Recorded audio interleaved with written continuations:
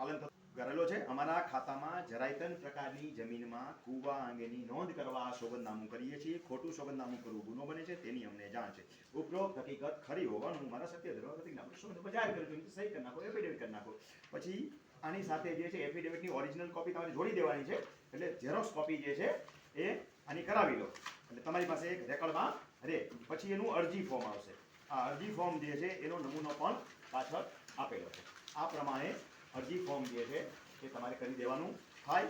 ઉપર તમારું અરજદારનું નામ, સરનામું, મોબાઈલ નંબર, તારીખ, પ્રતિશી, ઈ ધારા મામલતદાર સાહેબ શ્રી, તાલુકો ખાલી જગ્યા, કૂવો બોર, કૂવો અથવા બોર જે હોય તે હકપત્રકે નોંધ દાખલ કરવા, મહેરબાન સાહેબ શ્રી, સવિને 7 નંબર અરજ કરવાની કે અમો અરજદાર 7 નંબર હોય છે, નામ સરનામા લખી નાખો. ગામ ખાલી જગ્યા, તાલુકો ખાલી જગ્યા, જિલ્લો ખાલી જગ્યા, ખાતા નંબર ખાલી જગ્યા, સર્વે નંબર ખાલી જગ્યા. ખાતા નંબર નહીં લખો તો ચાલશે. પૈકી જમીન હોય તો પૈકી સર્વે નંબર ખાલી જગ્યા, હેક્ટર રાજ્ય ખાલી જગ્યા ધારણ કરીએ છીએ. અમારી ઉપરોક્ત જમીનમાં અમે કૂવો અથવા તો બોર કરાવેલો છે, જેની રેવન્યુ રેકર્ડે ચડાવવા નંબર અરજ કરીએ છીએ. અરજદારની સહી કરી નાખો, જેટલા હોય એટલા દરેકની સહી. આની સાથે તમે 7/8 જોડી દો. અરજીની નકલ ઉપર 3 રૂપિયાની કોર્ટ ફી સ્ટેમ્પ મારી દો.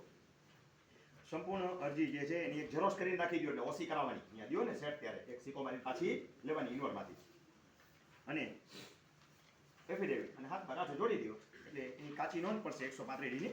અને પછી જે છે એ હકપત્ર કે અન્ય હકની અંદર ઉપર જે નોંધ હોય છે ને નીચે બીજો અન્ય હકની નોંધ હોય એમાં એક નોંધ નંબર આવી જશે 135 ની પેડા પછી. એટલે તમારું કામ અહીંયા પૂરું થયું.